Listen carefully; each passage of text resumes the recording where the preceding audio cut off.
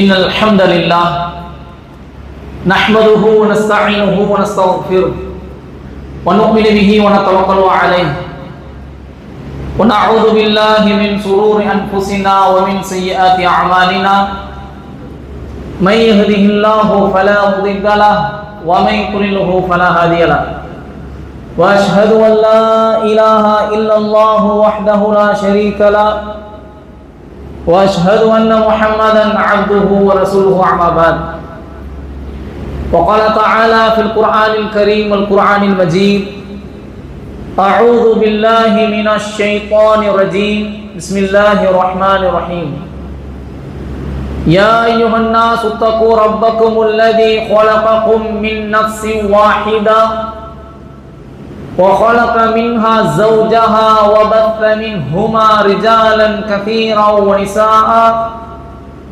واتقوا الله الذي تساءلون به والأرحام إن الله كان عليكم رقيبا وقال أيضا يا أيها الذين آمنوا اتقوا الله حق تقاته ولا تموتن إلا وأنتم مسلمون وقال نبينا محمد صلى الله عليه وسلم خيركم من تعلم القرآن وعلمه كما قال عليه الصلاة والسلام يا أيها الناس أوصيكم أولا بتقوى الله எல்லா புகழும் ஏகிறவனாகிய அல்லாஹ் ஒருவனுக்கு மாத்திரம் உரித்தானதாக அவனுடைய சாந்தியும் சமாதானமும் நாமெல்லாம் உயிரை மேலாக நேசிக்கக்கூடிய உத்தம சத்திய தூதர் முஹம்மது நபி ஸல்லல்லாஹு அலைஹி வஸல்லம் அவர்கள் மீதும் அவர்களை பின்பற்றி வாழ்ந்த சத்திய சஹாபாக்கள், தாபிஈன்கள், தபா தாபிஈன்கள், சுஹதாக்கள், இமாம்கள், நல்லோர்கள் அனைவர்கள் மீதும் இன்னும் உங்கள் மீதும் என் மீதும் ஒட்டுமொத்த இஸ்லாமிய சகோதர சகோதரிகள் மீதும் அல்லாஹுடைய சாந்தியும் சமாதானமும் என்றும் என்றென்றும் நின்று நிலவட்டுமாக என பிரார்த்தனை செய்தவனாய், அன்பார்ந்த இஸ்லாமிய சொந்தங்களே, உறவுகளே, ரமலானுடைய இறுதி பகுதியை அடைந்தவர்களாக, அல்லாஹ்விடத்திலே நன்மையை எதிர்பார்த்தவர்களாக, நமது பாவங்கள் எல்லாம் மன்னிக்கப்பட வேண்டும் என்ற உயர்ந்த நோக்கத்தோடு கண்களை விழித்து அமல்கள் செய்ய காத்து கொண்டு இருக்கக்கூடியவர்களாக இங்கு நாம் எல்லாம் அமர்ந்திருக்கிறோம்.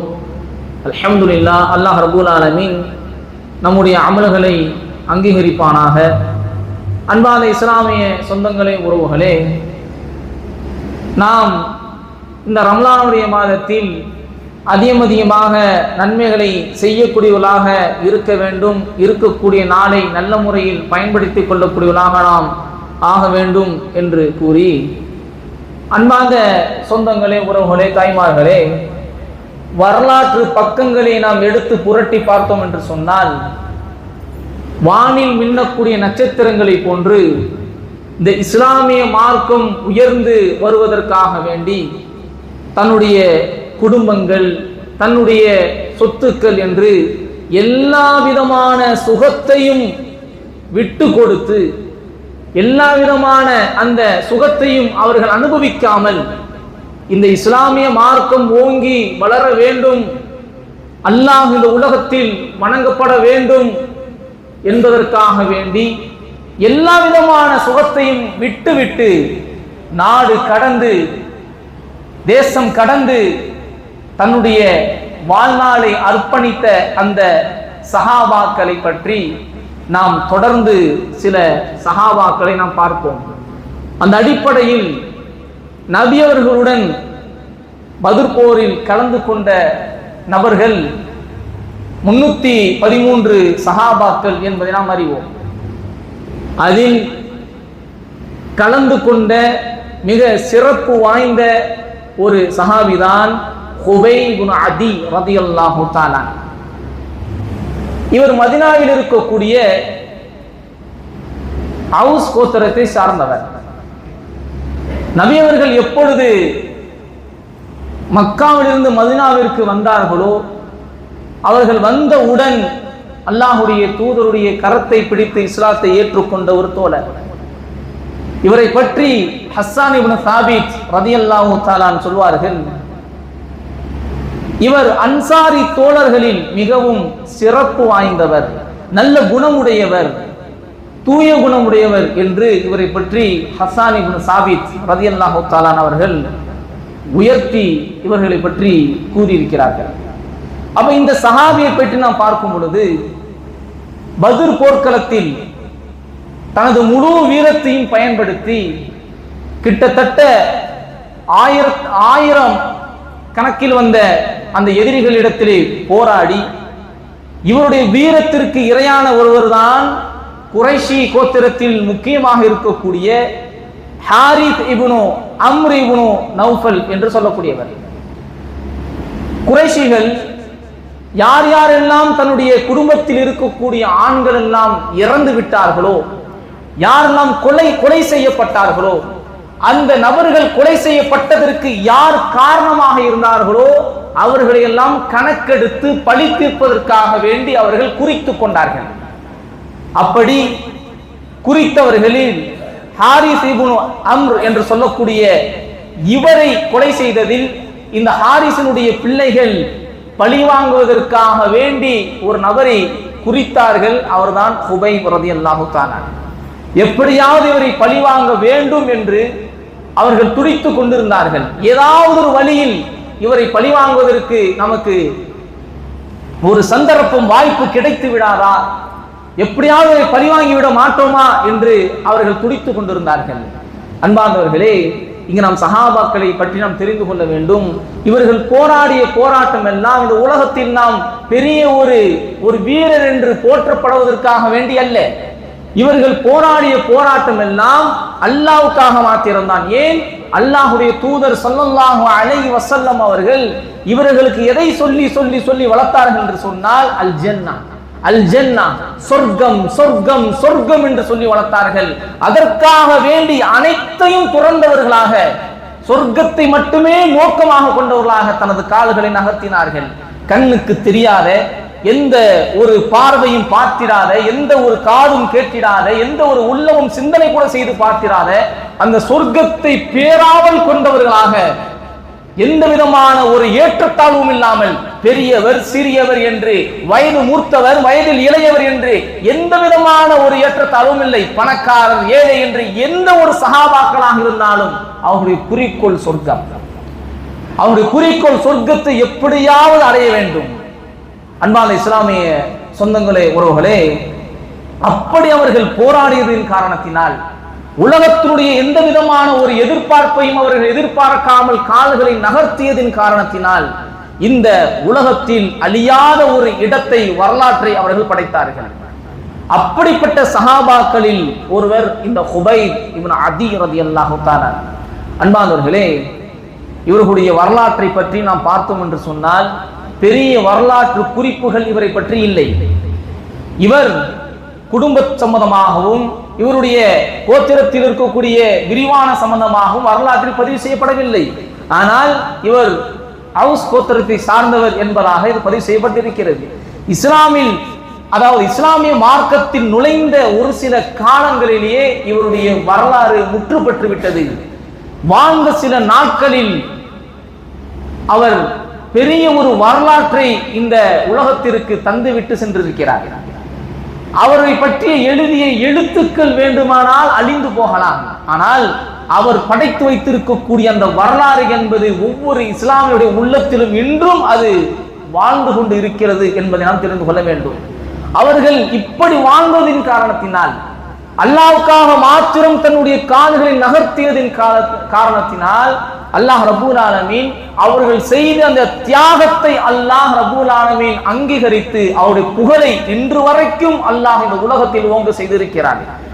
இவர்கள் இறை அர்ப்பணிப்பு, அல்லாஹ்வுடைய தூதரை நேசிக்கக்கூடிய விடயம் எல்லாம் நாம் சிந்தனை கூட செய்து பார்க்க முடியாத அளவுக்கு அவர்களுடைய நேசமும், அல்லாஹ்வுடைய அந்த நேசத்தை பெறுவதற்காகவும் அல்லாஹ்வுடைய தூதரையும் அப்படி நேசித்தவர்கள்.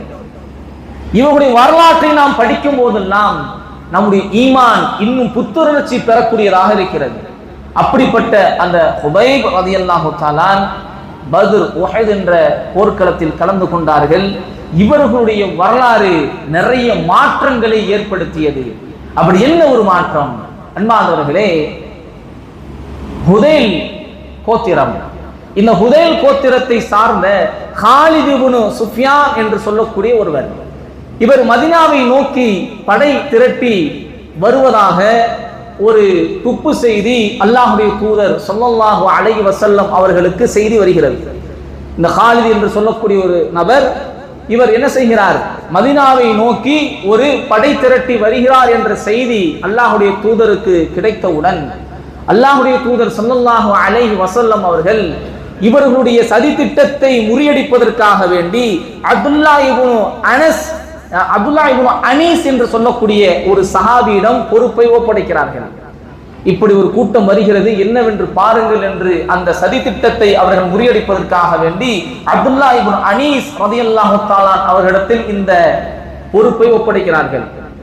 மிகவும் கச்சிதமாக, மிகவும் சாமர்த்தியமாக இந்த அப்துல்லாஹ் இப்னு அனீஸ் ரலியல்லாஹு தஆலா அந்த படையோடு போய் சேர்ந்து சொல்கிறார்கள், அந்த காலித் இப்னு சுஃபியான் என்று சொல்லக்கூடிய அந்த படையோடு சேர்ந்து, நானும் மதீனாவிலே சிலரை பழிவாங்கத்தான் நான் செல்கிறேன், எனக்கும் பழித்திருக்க வேண்டியது இருக்கிறது, நானும் ஒரு அரபிதான், என்னை உங்களோடு சேர்த்துக் கொள்ளுங்கள் என்று அவர்களிடத்தில் லாபகரமாக பேசி அந்த கூட்டத்தோடு ஒன்று சேர்கிறார்கள்.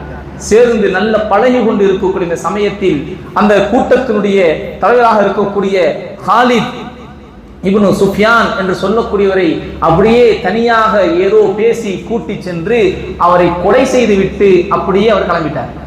இந்த கூட்டத்துக்கெல்லாம் ஒரே ஆச்சரியம், என்ன நடந்தது ஏது நடந்ததுன்னு தெரியல. ஹுதைல் கோத்திரம் மிக கடுமையான கோபத்தில் இருக்கிறார்கள். யாரோ ஒருவர் வந்தார், நானும் பழி தீர்க்க போகிறேன் என்று நம்மை அசர வைக்கும் வண்ணமாக பேசினார். நமது தலைவரும் நம்பினார்கள், அவரோடு பேசினார்கள். கடைசியில் அவரை லாபகரமாக தனியாக அழைத்து சென்று இப்படி அவரை பழி தீர்த்து விட்டாரே, யார் இவர்? எனவே எப்படியாவது நாம் பழி தீர்த்தே ஆக வேண்டும் என்று இவர்கள் தனக்குள் அந்த வெறியை, பழி தீர்க்க வேண்டும் என்ற அந்த எண்ணத்தை அதிகப்படுத்தியவர்களாக இவர் பழி வாங்க வேண்டும் என்பதற்காக அவர்கள் ஊர் திரும்பியதோடு ஒரு திட்டத்தை தீட்டுகிறார்கள். இந்த ஹுதைல் கோத்திரத்தை சார்ந்தவர்கள் அவர்கள் ஊர் திரும்பியதற்கு பிறகு ஒரு திட்டத்தை தீட்டுகிறார்கள். என்னவென்று சொன்னால், தங்களுக்கு நம்பகமாக இருக்கக்கூடிய அதில் இன்னும் அல் காரா என்று சொல்லக்கூடிய கோத்திரம், இவர்களிடத்தில் உதவி நாடுகிறார்கள். என்ன உதவி நாடுகிறார்கள் என்று சொன்னால், எப்படியாவது நீங்கள் மதீனாவுக்கு சென்று கல்வி கற்பதை போன்று, அந்த இஸ்லாமிய மார்க்கத்தை தழுவி அதை தெரிந்து கொள்வதை போன்று நீங்க அங்கு செல்ல வேண்டும், அங்கு சென்று எங்களுக்காக நீங்கள் பழி தீர்க்க வேண்டும் என்று இவர்கள் கேட்க இவர்களும் செல்கிறார்கள். ஏனென்றால் அன்றைய காலகட்டத்தில் பல கோத்திரங்கள், பல ஊர்களில் இருந்து, பல நாடுகளில் இருந்து பல கோத்திரங்கள் அல்லாஹ்வுடைய தூதரை வந்து சந்தித்து அவரை இஸ்லாத்தை பற்றி தெரிந்து அறிந்து என்ன செய்வார்கள்? அதை படித்து செல்வார்கள், அல்லது அதை படித்து கொடுப்பதற்கு சில சஹாபாக்களை தங்களோடு கூட்டிச் செல்வார்கள். இப்படி இருக்கும் பொழுது இந்த அதுல் என்ற கோத்திரமும் அல் காரா என்ற கோத்திரமும் இவர்கள் வருவது, திட்டம் தீட்டி இருப்பது யாருக்கும் தெரியாது. எல்லோரும் வந்து கல்வி படிப்பதை போன்று, இஸ்லாத்தை படிப்பதை போன்று இவர்களும் வருகிறார்கள். நபியிடம் வந்து இஸ்லாத்தை பற்றி நாங்கள் அறிந்து கொள்ள வேண்டும், எங்களுடைய மக்களுக்கு நாங்கள் எடுத்துச் சொல்ல வேண்டும், எனவே உங்களில் நல்ல இஸ்லாத்தை பற்றி எங்களுக்கு சொல்லக்கூடிய சிறந்த தோழர்களை எங்களுக்கு தாருங்கள், எங்களுக்கு படிச்சு கொடுக்கட்டும் என்று அவங்ககிட்ட போய் அல்லாஹ்வுடைய தூதர்கிட்ட இவர்கள் கோரிக்கை வைக்கிறாங்க. கோரிக்கை வைக்கும் போது அல்லாஹ்வுடைய தூதர் ஸல்லல்லாஹு அலைஹி வஸல்லம் அவர்கள் ஒரு 6 தோழர்களை அல்லாஹ்வுடைய தூதர் ஸல்லல்லாஹு அலைஹி வஸல்லம் தேர்ந்தெடுத்து அனுப்புகிறார்கள். அவர்களுக்கு கல்வி கற்றுக் கொடுப்பதற்காக வேண்டி, பாடத்தை படித்து கொடுப்பதற்காக வேண்டி ஒரு 6 நபர்களை இஸ்லாத்தை பற்றி அந்த கோத்திரத்திற்கு சொல்வதற்காக வேண்டி ஒரு 6 நபர்களை தேர்ந்தெடுக்கிறார்கள். அதில் மர்சத் இப்னு அபி மர்சத், இரண்டாவதாக காலித் இப்னுல் புகைர், மூன்றாவதாக அப்துல்லாஹ் இப்னு தாரிக், நான்காவதாக ஸைத் இப்னு தத்தினா, ஐந்தாவதாக ஹுபைர் இப்னு அதி, ஆறாவதாக ஆசிம் இப்னு சாபித். இந்த 6 சஹாபாக்களை அல்லாஹ்வுடைய தூதர் ஸல்லல்லாஹு அலைஹி வஸல்லம் இந்த இஸ்லாத்தை நாங்கள் ஏற்றுக்கொள்கிறோம், எங்களுக்கு கற்றுத்தாருங்கள் என்று கேட்டதின் காரணத்தினால் இந்த 6 தோழர்களையும் தேர்வு செய்து இவர்களுக்கு நீங்கள் சென்று அவர்களுக்கு கல்வியை நீங்கள் கற்றுக் கொடுங்கள் என்பதற்காக அனுப்பி வைக்கிறார்கள். தோழர்களும் இவர்களுடைய இந்த பொய்யான நாடகத்தை நம்பி அல்லாஹ்வுடைய தூதர் சொன்னதற்கேற்ப இவர்களோடு நடைபோடுகிறார்கள். இவர்களோடு நடைபோட்டு கல்வியை கற்றுக் கொடுப்பதற்காக செல்கிறார்கள். இவர்கள் செல்லும் அந்த கூட்டத்திற்கு அமீராக மர்சத் இப்னு அபி மர்சத் அவர்களை அல்லாஹ்வுடைய தூதர் அமீராக நியமனம் செய்கிறார்கள். இந்த கூட்டம் நகர்கிறது. கூட்டம் நகர்ந்து அப்படியே அவர்களுடைய ஊரை நோக்கி செல்லும் பொழுது மக்கா அந்த நகருக்கு அருகில் உள்ள அரஜு என்ற அந்த இடம் வந்ததும் என்ன செய்கிறார்கள் என்று சொன்னால், ரொம்ப தூரம் கடந்து வந்துட்டோம், ரொம்ப தூரம் நடந்து நம்ம வந்துகிட்டு இருக்கிறோம், கொஞ்சம் களைப்பாரி விட்டு போகலாமே, ரொம்ப களைப்பா இருக்குமே, கொஞ்சம் ஓய்வெடுத்துக் கொள்ளலாமே என்று இவர்கள் திட்டம் தீட்டி சதி திட்டத்தை இங்கு அவர்கள் நிறைவேற்ற பார்க்கிறார்கள். ஒன்றும் அறியாத அந்த 6 தோழர்களும் ஆம் நீங்கள் சொல்வதும் சரிதான், ரொம்ப தூரம் பயணம் செய்து வந்து விட்டோம், சிறிது நேரம் இங்கு நாம் ஓய்வெடுத்து விட்டு செல்லலாமே என்று அவர்களுடைய பொய்யான அந்த நாடக பேச்சை நம்பி சதி திட்டத்தை தெரியாத இந்த தோழர்கள் ஓய்வெடுக்க ஆரம்பிக்கிறார்கள். இந்த நேரத்தில் இவர்கள் என்ன செய்கிறார்கள் என்று சொன்னால், இவர்கள் அந்த திட்டத்தை தீட்டி அங்கு தோழர்களை தாக்குவதற்காக அவர்களை பிடிப்பதற்காக உடனே ஹுதைல் மக்களுக்கு செய்தி அனுப்புறாங்க. ஹுதைல் மக்களுக்கு செய்தி அனுப்புறாங்க, நீங்கள் சொன்னதை போன்று பழி தீர்ப்பதற்காக நாங்கள் இதோ 6 தோழர்களை கூட்டி வந்து விட்டோம், உடனே வாருங்கள் என்று செய்தி அனுப்பியதோடு அங்கு உடனே ஹுதைல் கூட்டத்தினுடைய அந்த கிளையில் ஒரு பனு லஹ்யான் என்று சொல்லக்கூடிய கிளை, பனு லஹ்யான் ஹுதைல் கோத்திரத்தினுடைய ஒரு கிளை, பனு லஹ்யான் அந்த கோத்திரத்திலிருந்து 100 நபர்கள் அங்கு வருகிறார்கள். இந்த 100 நபர்களும் வில்வித்தையில் தேர்ச்சி பெற்றவர்கள். வில்வித்தையில் தேர்ச்சி பெற்ற 100 நபர்கள் இங்கு இருப்பது 6 தோழர்கள். அங்கு நடக்கக்கூடிய விஷயத்தை பார்த்து சுதாரித்தவுடன் பக்கத்தில் இருந்த குன்றில் 6 தோழர்களும் ஏறுகிறார்கள், போராடத் தொடங்குகிறார்கள். என்ன நடக்குது என்று சொன்னால், இப்பொழுது இந்த அல்காரா அதில் என்று சொல்லக்கூடிய இந்த 2 கோத்திரமும் 6 தோழர்களிடத்திலும் பேசுகிறார்கள், உங்களை நாங்கள் கொலை செய்வதற்காக வரவில்லை, உங்களை பிடித்து கொண்டு போய் நாங்கள் மக்கா வாசிகளிடத்தில் ஒப்படைத்தால் ஏதோ கொஞ்சம் காசுகள் நாங்கள் பார்ப்போம், அதுதான் எங்களுடைய நோக்கம், உங்களை கொலை செய்வது எங்களுக்கு நோக்கம் அல்ல, நீங்கள் வந்தால் உங்களை கைது செய்து அப்படியே கொண்டு போய் நாங்கள் விட்டுருவோம். இக்கட்டான சூழ்நிலை. ஏன், இங்கு கூட்டி வந்த கோத்திரம் நபர்களும் இருக்கிறார்கள், புதிதாக இவர்களுக்கு துரோகம் இழைக்கப்பட்டு வந்த புதிய வில் வீரர்கள் 100 நபர்களும் இருக்கிறார்கள். என்ன செய்வது? இக்கட்டான சூழ்நிலை. இவர்களுடைய பேச்சை நம்புவதா அல்லது நம்பாமல் இருப்பதா? இவர்கள் பேச்சுவார்த்தை நடக்கிறது. 6 பேரும் யோசிக்கிறார்கள், என்ன செய்வது என்று தெரியவில்லை. ஆசிம் ரலியல்லாஹு தஆலா அவர்கள் சொல்லிவிட்டார்கள், இறை மறுப்பாளர்களுடைய வாக்குறுதியை நான் நம்ப மாட்டேன். இறை மறுப்பாளர்கள் உங்களுடைய வாக்குறுதியை நான் எப்படி நம்புவது? இவருடைய வாக்குறுதியை நாம் நம்பக்கூடாது என்று ஆசிம் ரலியல்லாஹு தஆலா திட்டவட்டமாக கூறிவிட்டார்கள். இதை கேட்ட அந்த குழுவுடைய தலைவராக இருக்கக்கூடிய மர்சத் ரலியல்லாஹு தஆலா அவர்களுக்கும் இதுதான் சரி என்று படுகிறது. ஆனால் மீது இருக்கக்கூடிய அந்த தோழர்கள் ஹுபை, ஸைத், அப்துல்லா இவர்களெல்லாம் யோசிக்கிறார்கள், ஒரு கணம் நாம் அவர்களுடைய பேச்சை நம்பிதான் பார்க்கலாமே, ஏன் அவர்கள் வல்லாஹி என்று வார்த்தையை பயன்படுத்துகிறார்களே, நாங்கள் இறைவன் மீது சத்தியமாக உங்களை நாங்கள் கொலை செய்ய மாட்டோம், உங்களை நாங்கள் கைதுதான் செய்ய வந்திருக்கிறோம் என்று சொல்கிறார்களே, நாம் நம்பிதான் பார்ப்போமே என்று இவர்களுடைய எண்ணம். போராடுகிறார்கள். ஆனால் ஆசிம் அவர்களுக்கு தெரியும், நாம் இறங்கி சென்றால் கண்டிப்பாக நம்முடைய மண்டை ஓட்டிற்காக வேண்டி சுலஃபா என்ற அந்த பெண்மணி காத்து கொண்டு இருக்கிறார்கள். ஏன், ஆரம்பத்திலே நான் பதிவு செய்தேன், யார் யாரெல்லாம் பத்ருடைய அந்த போர்க்களத்தில் யாருடைய கையால் இறந்தார்களோ அவர்களை பழிவாங்குவதற்காக வேண்டி ஒவ்வொரு கூட்டமும் ஒவ்வொருடைய பெயரை அவர்கள் பதித்து வைத்து காத்து கொண்டிருக்கிறார்கள், கிடைப்பார்களா கிடைக்க மாட்டார்களா என்று. இந்த சுலஃபா என்று சொல்லக்கூடிய இந்த பெண்மணியுடைய ஒட்டுமொத்த குடும்பமும் ஆசிம் ரலியல்லாஹு தஆலா அவர்களால் சாய்க்கப்பட்டது, வேறறுக்கப்பட்டது. அப்படி வீரமாக போராடினார்கள். உடனே இந்த சுலபா என்ன சொன்னார்கள் தெரியுமா? அந்த பெண்மணி சொன்னார், யார் இந்த ஆசிமுடைய மண்டை அவருடைய தலையை கொண்டு வருவீர்களோ அவர்களுடைய தலையில் நான் அந்த தலையை எடுத்து அவருடைய மண்டை ஓட்டில் மது ஊத்தி நான் அருந்தான வரை நான் ஓய மாட்டேன். அப்படி யார் அவருடைய மண்டை ஓட்டை கொண்டு வருகிறீர்களோ அவர்களுக்கு ஏராளமான சன்மானத்தை அறிவிக்கிறார்கள். அந்த கூட்டத்தில் ஆசிம் இருப்பது அந்த கூட்டத்திற்கு தெரியாது. அந்த 6 சஹாபாக்கள் ஆசிம் இருப்பது அந்த கூட்டத்திற்கு தெரியாது. இது தெரிய வந்தால் அவர்கள் கண்டிப்பான முறையில் சும்மா இருக்க மாட்டார்கள். ஆனா ஆசிம் அவர்களுக்கு தெரியும் நமது மண்டை ஓட்டிற்கு மிகப்பெரிய வெகுமதி அங்கு காத்து கொண்டு இருக்கிறது என்று. உடனே ஆசிம் அவர்கள் துவா செய்தார்கள், அல்லாஹ்வே என்னுடைய உடலை இந்த எதிரிகளுடைய கையில் மாட்டிவிடாமல் என்னை பாதுகாத்துக்கொள் என்பதாக அவர்கள் துவா செய்து விட்டார்கள். அவருடைய வரலாற்றை பார்த்தால் சுருக்கமாக பார்க்கும் பொழுது போராடுகிறார்கள். போராடக்கூடிய அந்த கட்டத்தில் ஆசிம், காலித் இப்னு முகைர் இன்னும் மர்சத் இந்த 3 நபர்களும் உயிர் தியாகியாக ஆகிவிட்டாங்க. இப்ப இறந்து கிடக்கக்கூடிய ஆசிம் அவர்களை யாருக்கும் அடையாளம் தெரியல.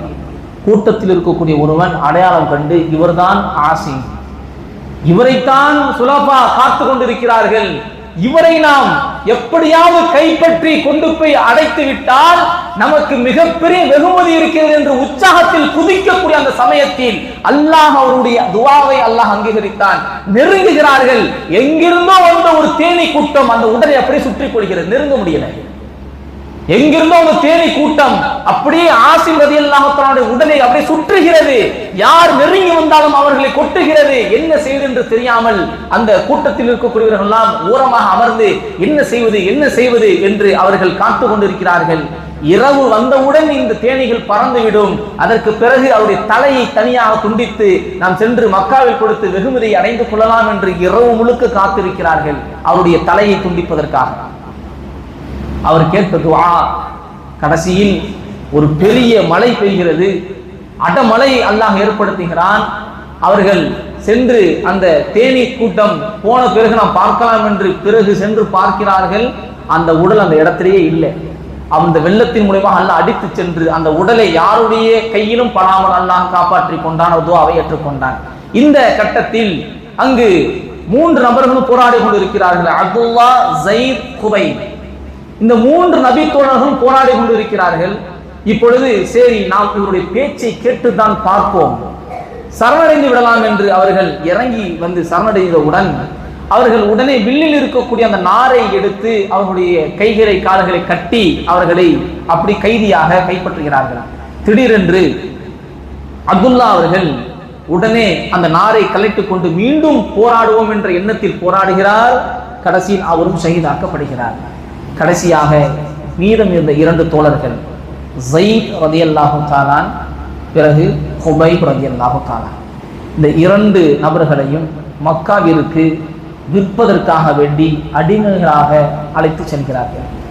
அடிமைகளாக அழைத்து சென்றதில் குபைப் ரலியல்லாஹு தஆலா அவர்கள் யாரை கொண்டார்களோ ஹாரித் அவர்களுடைய மகன்கள் ஹாரித் இப்னு அம்ர் இப்னு நௌஃபல் அவர்களுடைய மகன்கள் பழி தீர்ப்பதற்காக வேண்டி காத்து கொண்டு இருக்கக்கூடிய அந்த சமயத்தில் பழியாட்டை ஓட்டி செல்வதை போன்று மிக சந்தோஷத்தோடு குபைப் இப்னு அதி ரலியல்லாஹு தஆலா அவர்களை வாங்கி அப்படியே ஓட்டி செல்கிறார்கள். வீட்டுக்கு அழைத்து செல்கிறார்கள். சங்கிலியால் கட்டி வைக்கிறார்கள் அவரை பழி தீர்க்க வேண்டும் என்பதற்காக.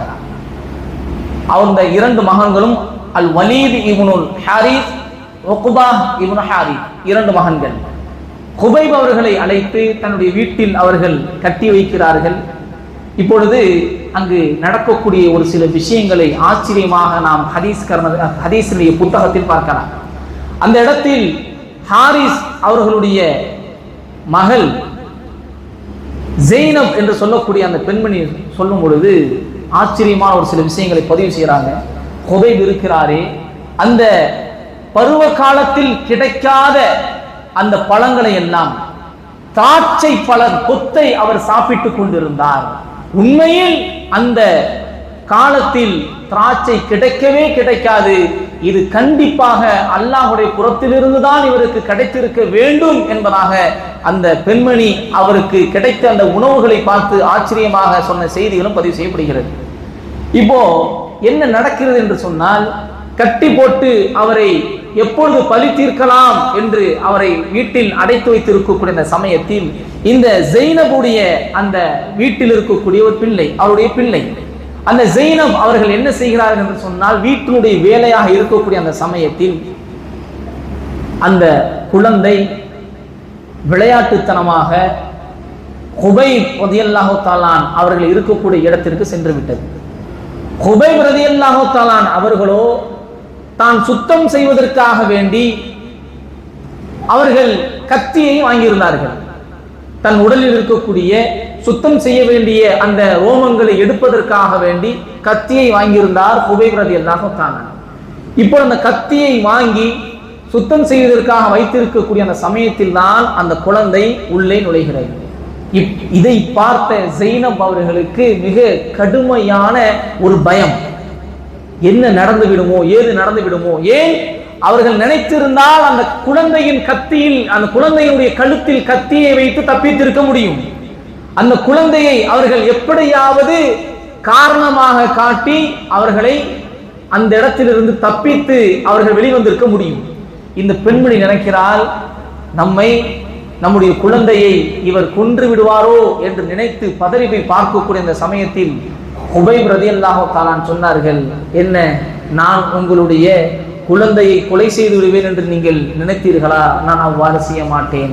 அப்படித்தான் நம்முடைய தூதர் நமது சஹாபாக்களை உருவாக்கினார்கள்.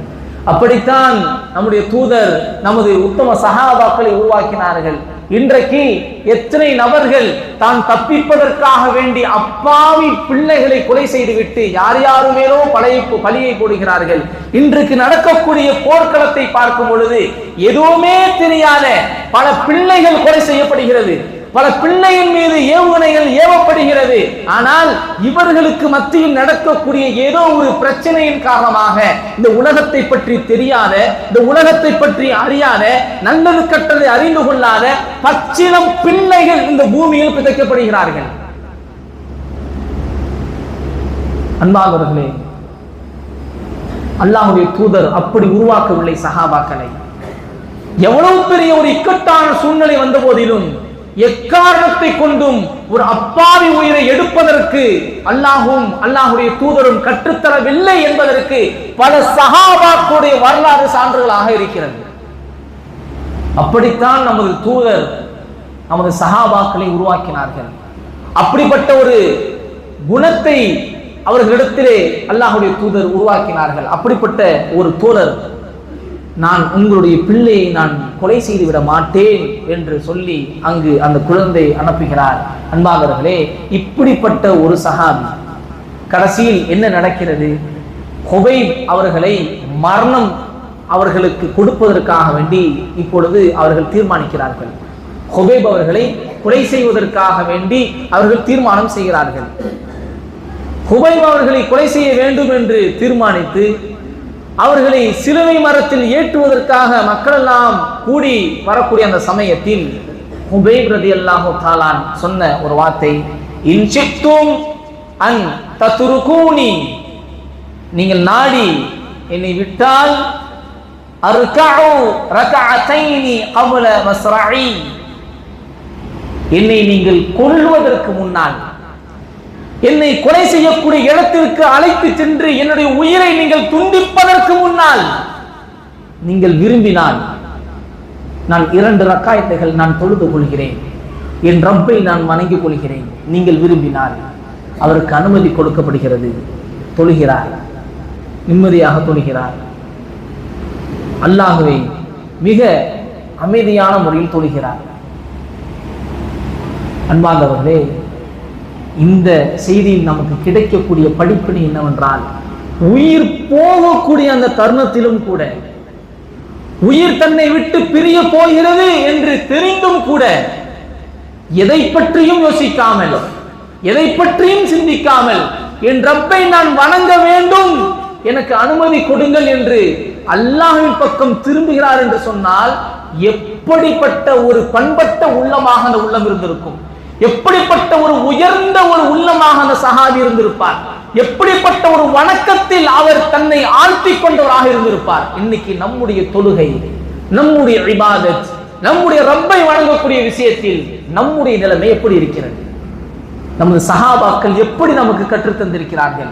மரண தருவாயில் கூட சின்ன சின்ன விஷயத்திற்கெல்லாம் தொழுகை விடக்கூடிய சகோதர சகோதரிகளை பார்க்கிறோம். சின்ன சின்ன விஷயங்கள், ஆனால் தலைக்கு மேல் கத்தி தொங்கினாலும் என் ரப்பை வணங்குவதில் நான் ஒரு காலம் நான் பதட்டம் அடைய மாட்டேன், எனது வணக்கத்தை நான் சரியான முறையில் செலுத்துவேன் என்று செலுத்தி காமித்தார்கள் ஹுபைப் ரலியல்லாஹு தஆலா.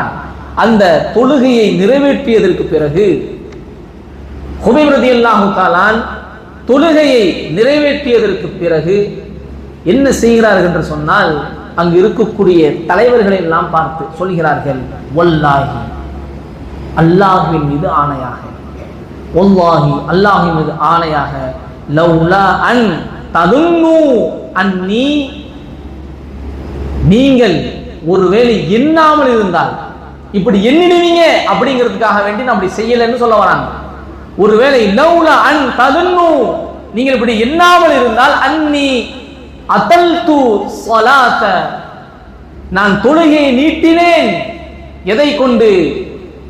ஜஸா, பயத்தினால் நான் தொழுகையை நீட்டி தொழுகிறேன் அப்படி நீங்க நினைக்காம இருந்தீங்கன்னா, என்ன இவ்வளவு நேரம் தொழுகிறாரு, ஒருவேளை மரண பயம் வந்துருச்சு போல, என் தொழுகையில இருந்தா அவரை கொலை செய்ய மாட்டோம் அப்படின்னு சொல்லி உலகத்தில வாழ வேண்டும் என்ற அந்த ஆசை அவருக்கு அதிகமாகி ரொம்ப நேரம் தக்பீரிலேயே நிக்கிறாரு போல என்று நீங்கள் எண்ணி விடுவீர்கள் என்ற அந்த பயம் எனக்கு இல்லாமல் இருந்துச்சுன்னு சொன்னா, என் மரணத்தை எண்ணிதான் நான் பயப்படுகிறேன் என்று நீங்கள் எண்ணாமல் இருந்தீர்கள் என்று சொன்னால், நான் கண்டிப்பான முறையில் எனது தொழுகையை நான் நீட்டி தொழுதிருப்பேன்.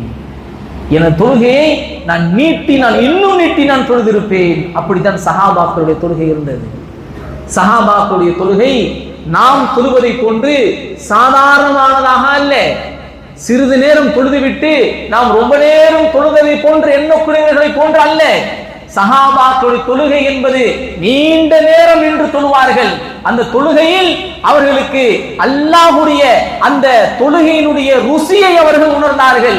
சொர்க்கத்தில் அவர்கள் நடப்பதை போன்று உணர்ந்தார்கள். சொர்க்க பூஞ்சொலையில் தான் மேய்வதை போன்று உணர்ந்தார்கள். அந்த தொழுகை உயிரோட்டம் உள்ள தொழுகையாக இருந்தது சஹாபாக்களிடத்தில். அவர்கள் எவ்வளவு நேரம் நின்று தொழுதாலும் அதில் இன்பம் கண்டவர்களாக இருந்தார்கள். இன்னைக்கு சிந்தனை செஞ்சு பாருங்க, நம்முடைய தொழுகை எந்த அளவுக்கு நாம் ருசித்து ரசித்து தொழக்கூடிய தொழுகையாக இருக்குது. எந்த அளவுக்கு நம்முடைய தொழுகை அல்லாஹ்வுக்கு பிடித்த மாதிரி தொழுக வேண்டும் என்பதற்காக வேண்டி நான் ஆசைப்பட்டு நின்று நான் தொழுகிறேன். ஆனால் சஹாபாக்கள் உருவான விதம் அப்படித்தான். ஏன்? அல்லாஹ்வுடைய தூதர் ஸல்லல்லாஹு அலைஹி வஸல்லம் அவர்கள் தொழுதால் அவருடைய தொழுகை பற்றி நாம் ஹதீஸினுடைய விரிவுரையில் ஹதீஸை எடுத்து படித்தால் நிற்பார்கள். ஒரு ரக்காயத்தில் கிட்டத்தட்ட பெரிய சூறாவா என்று இன்று பேசப்படக்கூடிய சூரத்துல் பக்ராவை அவர்கள் ஓதி முடிப்பார்கள். இன்னைக்கு சூரத்துல் பக்ரா ஓதி முடிச்சா என்ன ஆகும்? ஒரு ரக்காயத்தில் நிற்க முடியுமா? நாம் யோசிப்போம், நிற்க முடியுமான்னு யோசிக்கிறோம். ஆனால் அவர்கள் அப்படி தொழுவதை கூட ரசித்து ருசித்து தொழுதார்கள். இன்னும் நிற்கலாமோ என்று அல்லாஹ்வை நின்று வணங்குவதில் ருசிக்கண்ட சஹாபாக்கள். எனவேதான் அவர்களுக்கு தொழுகை என்பது மரண தருவாயிலும் கூட அல்லாஹ்வை வணங்குவது என்பது அவர்களுக்கு மிக பிடித்தமான ஒன்றாக இருந்தது. அன்பான இஸ்லாமிய சொந்தங்களை உறவுகளே, இந்த இடத்தில் அந்த சஹாபியிடத்திலே கேட்கப்படுகிறது. அபூ சுஃபியான் கேட்கிறார்கள், இந்த இடத்தில் நீ மரண தருவாயில் இருக்கிறாய், நீ இப்பொழுது மரணிக்கத்தான் போகிறாய், வேறு வழி இல்லை. ஆனால் இந்த இடத்தில் நீ இருக்கக்கூடிய இந்த இடத்தில் மரணத்தை சுவைக்க போகிறாயே, இன்னும் சில நிமிடங்களில் உனக்கு மரணம் வரப்போகிறதே, இந்த இடத்தில் உனது நபி முஹம்மது ஸல்லல்லாஹு அலைஹி வஸல்லம் அவர்கள் இருக்க நீ தப்பித்து கொள்வதை நீ விரும்புவாயா? அப்படி இருந்தால் எப்படி இருக்கும்? இந்த இடத்தில் நீ இருக்கிறாய், மரண விளிம்பில் இருக்கிறாய், இந்த இடத்தில் முஹம்மது இருக்க நீ தப்பித்துக் கொள்வதை விரும்புவாயா என்று கேட்கக்கூடிய அந்த சமயத்தில் சுப்ஹானல்லாஹ் சுப்ஹானல்லாஹ் அந்த சஹாபி சொன்ன வார்த்தை அன்பானவர்களே, இன்னைக்கு நாம் நபியை எப்படி நேசிக்கிறோம் என்பதற்கு இது ஒரு மிகப்பெரிய ஒரு உதாரணம்.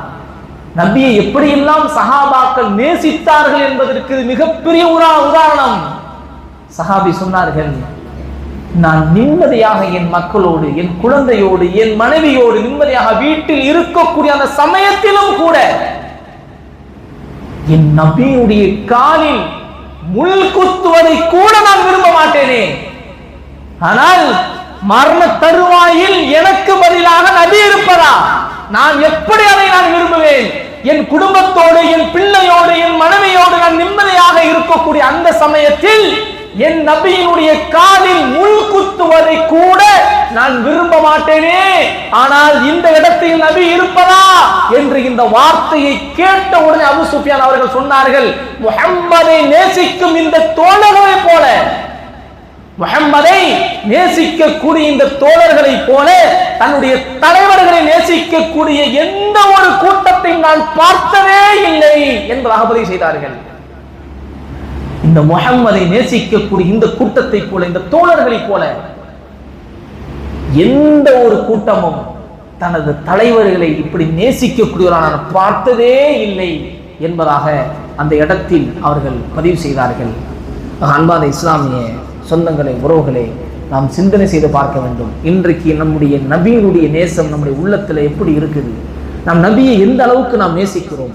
நபியை நேசிப்பதாக நாம் சொல்கிறோம், நபியை நான் விரும்புகிறேன் என்று சொல்கிறோம். நபியினுடைய நேசத்தை வெளிப்படுத்துவது என்றால் என்ன? வாய் வார்த்தையில் சொல்வதா? வாய் வார்த்தையில் நான் நபியை நேசிக்கிறேன் என்று சொல்வதா? உண்மையில் நபியை நான் நேசிக்கிறேன் என்று சொன்னால் அதனுடைய வெளிப்பாடு என்ன?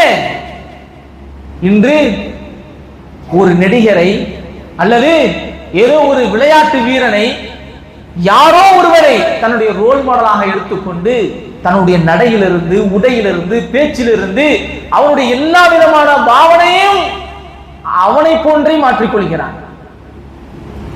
கேட்டால் அவரை எனக்கு பிடிக்கும். அந்த நபர் நமக்காக என்ன செய்திருப்பார்? இளம் சமூகம் சிந்தனை செய்து பார்க்க வேண்டும். அந்த நடிகர், அந்த ஒரு விளையாட்டு வீரர் நமக்காக வேண்டி, என் குடும்பத்திற்காக வேண்டி, என் உம்மத்திற்காக வேண்டி என்ன செய்திருப்பார்? என்ன செய்திருக்கிறார்?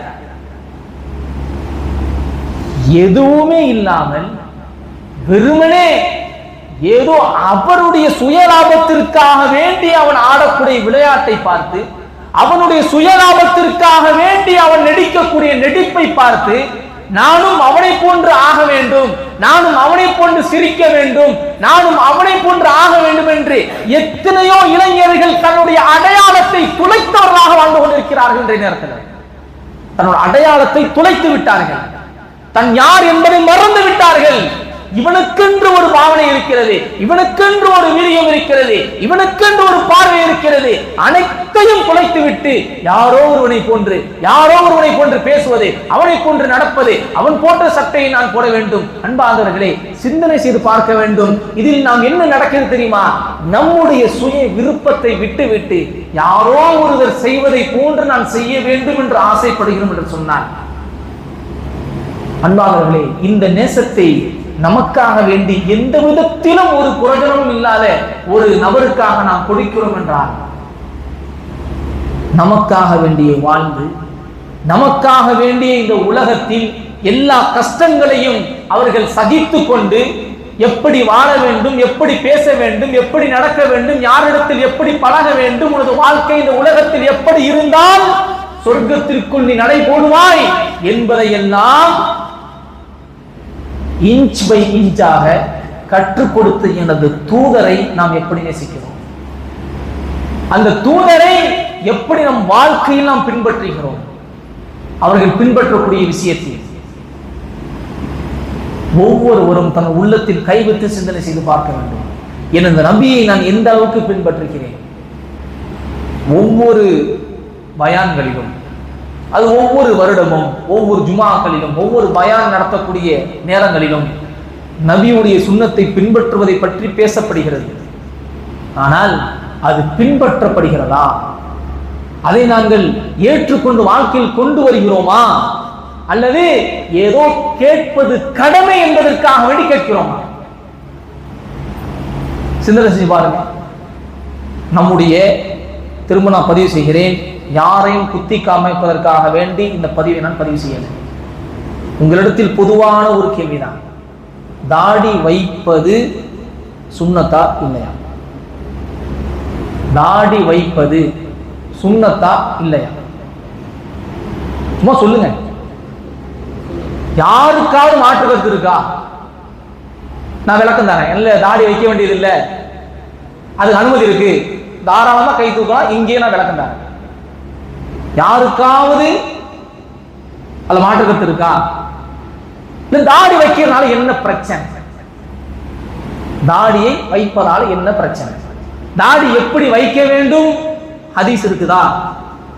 இருக்கு. அது நிறைய பயானாத்துகள் சொல்லப்பட்டிருக்கிறதா? இருக்கு. அப்புறம் ஏன் நாம் அதை வைக்க மாட்டேங்கிறோம்? என்ன காரணம்? நான் அல்லாஹ்வுடைய தூதரை நேசிக்கிறேனா? இந்த சஹாபி நேசித்தது நேசமா?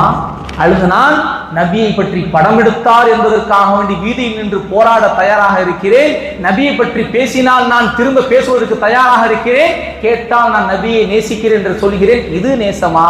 என் உடம்பில் என் நபியினுடைய தோற்றத்தை காமிப்பது நேசமா? எது நேசம்? ஒரு விளையாட்டு வீரனை போன்று ஆடை உடுத்துவதற்கு ஆசை வருகிறது, ஒரு நடிகனை போன்று முக பாவனையை மாற்றுவதற்கு ஆசை வருகிறது, ஒரு நடிகனை போன்று தலைமுடி வைப்பதற்கு ஆசை வருகிறது, ஒரு நடிகனை போன்று தாடி வைப்பதற்கு ஆசை வருகிறது. என் நபியை போன்று தாடி வைப்பதற்கு ஆசை வருகிறதா? என் நபியை போன்று நடக்க வேண்டும், அவருடைய உடல் அமைப்பு எப்படி இருந்தது அதை பற்றி படிப்பதற்கு ஆசை வருகிறதா? பின்ன என்ன நான் நபியை நேசிக்கிறேன்னு சொல்றேன், எனக்கு புரியல. அது என்ன காரணம் எனக்கு தெரியல. நான் ஆரம்பத்தில் திரும்ப சொல்றேன், யாரை பார்த்தும் இவர்கள் குத்தி காமிக்க வேண்டும் நான் பேசுறேன். இந்த ரமலானுடைய காலம் என்பது கிடைத்த வாய்ப்பை பயன்படுத்திக் கொள்வதற்காகத்தான். அன்பார்ந்தவர்களே, ஒவ்வொரு சொற்பொழிவும் அது ரமலானுடைய காலமாக இருக்கலாம் அல்லது ஜும்ஆவுடைய நாளாக இருக்கலாம், எதற்காக வேண்டிய சொற்பொழிவு? அதை கேட்டு பலனடைவதற்காக வேண்டித்தான். ஃபதக்கிர் இன்ன ذிக்ரா தன்ஃபஉல் முஃமினீன். நபியே, நீ உபதேசம் செய்யுங்கள், அந்த உபதேசமானது மூமின்களுக்கு பலன் தரும் என்று அல்லாஹ் பதிவு செய்கிறான். ஆக உபதேசம் என்பது எனது வாழ்க்கையில் நடக்கக்கூடிய தவறை களைந்து நன்மையின் பக்கம் நடைபெறுவதற்காக வேண்டித்தான். ஒரு சுண்ணாவை நான் மறந்து வாழும் போது அதை நினைவூட்டும் பொழுது முடிந்த அளவுக்கு நான் அதை பின்பற்றுவதற்காக வேண்டித்தான். வெறும் கடமைக்கு அதை உட்கார்ந்து கேட்டுவிட்டு அப்படி வெளியே செல்லும் பொழுது ஆமா அப்படி போனோம்னா அது எதற்காக வேண்டி அந்த பேச்சு பேசப்படுகிறது, எதற்காக வேண்டி ஹதீசுகள் சொல்லப்படுகிறது, எதற்காக வேண்டி அந்த சபையில் அமர்ந்து கேட்கிறோம், என்ன காரணம்? ஒரு மக்சது வேணும்ல.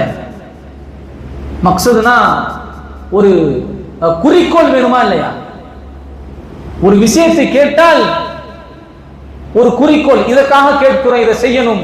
அன்பான இஸ்லாமிய சொந்தங்களே, உறவுகளே, என் நபியை நாம் நேசிக்கக்கூடியவர்களாக நாம் இருக்க வேண்டும். அதற்கு நேசம் என்று வெறும் நாவலில் சொன்னால் பத்தாது.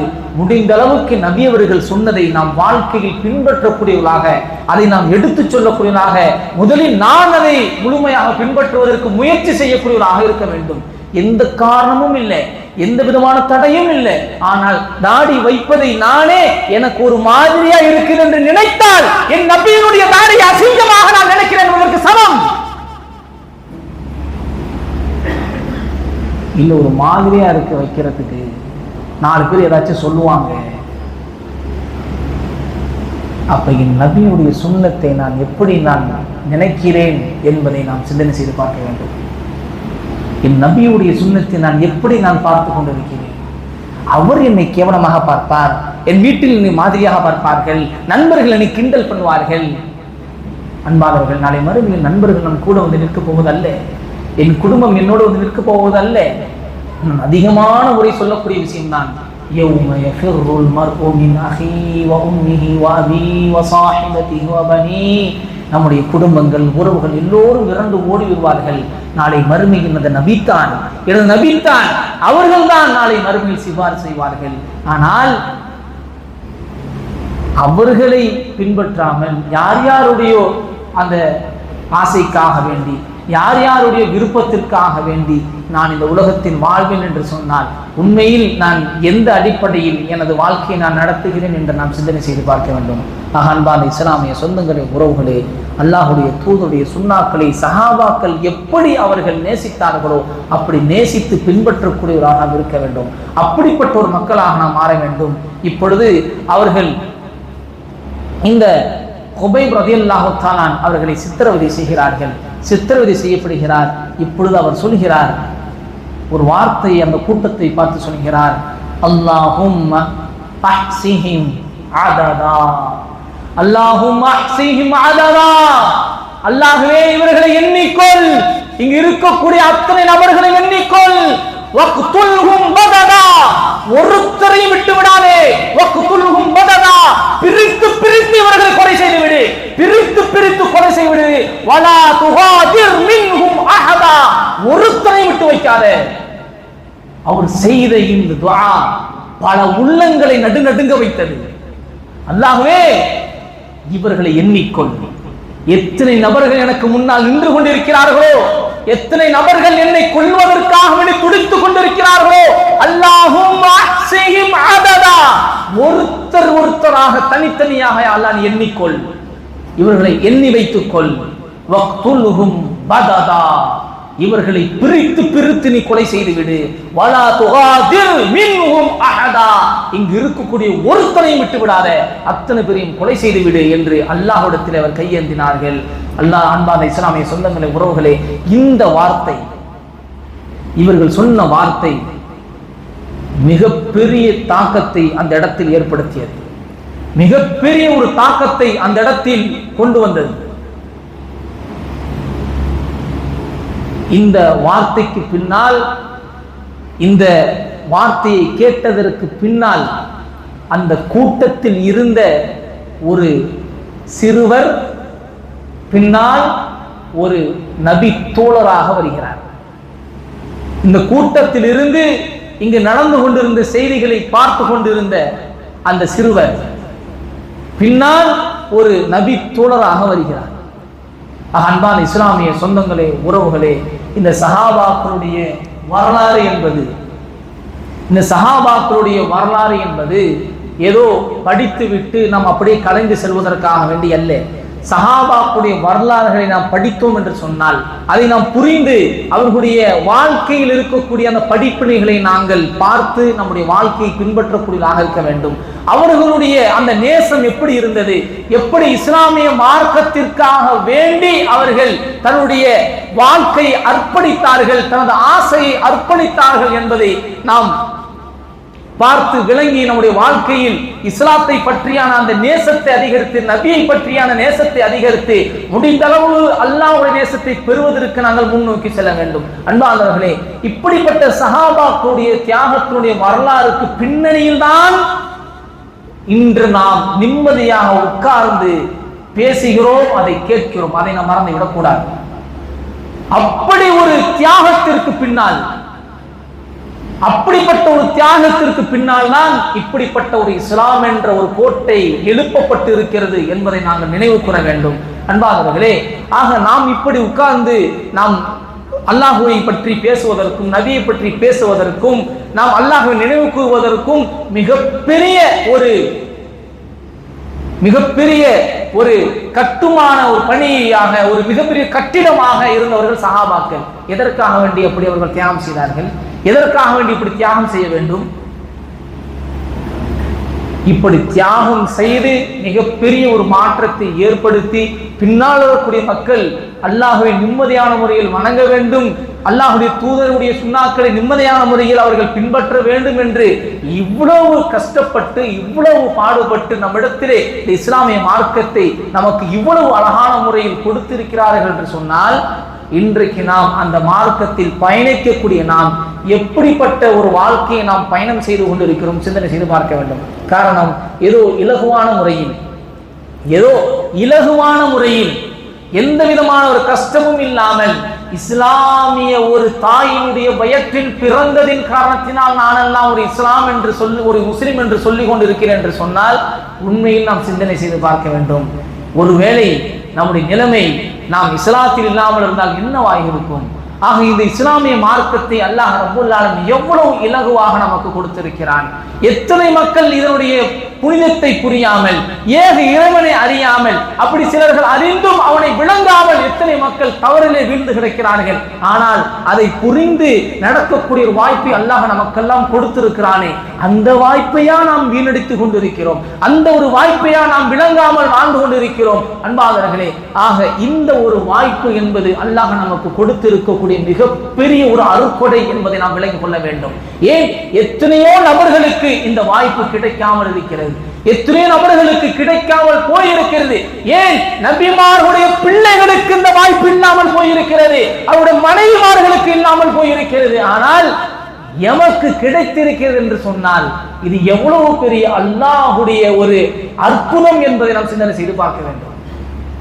வரலாற்றை படிக்கிறோமா இல்லையா?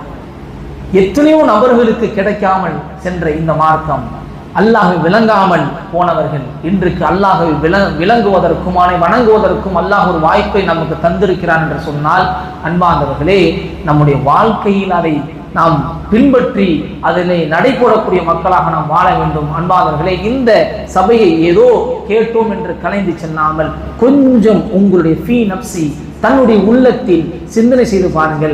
எனது நபியுடைய சுன்னாவை நான் எப்படி பின்பற்றி கொண்டிருக்கிறேன்? இந்த ரமலானுடைய காலத்தை நான் எப்படி கழித்து கொண்டிருக்கிறேன்? இந்த ரமலானுடைய காலம் கால சுழற்சியின் அடிப்படையில் வருடம் வருடம் வரத்தான் போகிறது. ஆனால் அடுத்த வருடம் நான் இந்த ரமலானுடைய இந்த மாதத்தில் நான் கால் பதிப்பேனா என்பது கேள்விக்குறிதான். இந்த ரமலானுடைய மாதத்தில் அடுத்த வருடம் நான் காலை பதிப்பேனா, கால் ஊண்டி வருவேனா, நன்மையை நான் செய்வதற்கான வாய்ப்பு கிடைக்குமா என்பது கேள்விக்குறிதான். அப்படிப்பட்ட ஒரு வருடங்களில் தான், காலங்களில் தான் நாம் வாழ்ந்து கொண்டிருக்கிறோம். யாருக்கு எப்பொழுது என்ன நிலைமை ஏற்படும் என்று தெரியாத காலம்.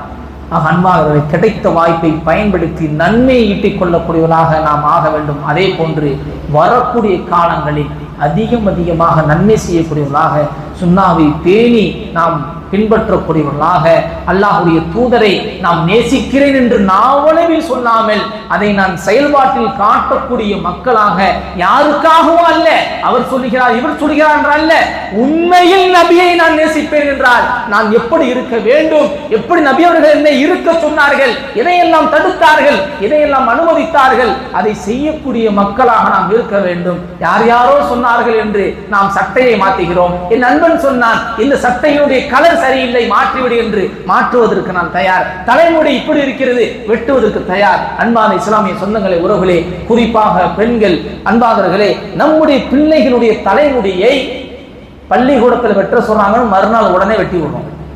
மக்தபுக்கு அனுப்பாம வெட்டுறோம், பள்ளிக்கு அனுப்பாமல் குர்ஆன் ஓதுவதை நிறுத்திவிட்டு உடனே போய் வெட்டிட்டு வான்னு சொல்றோம். ஆனால்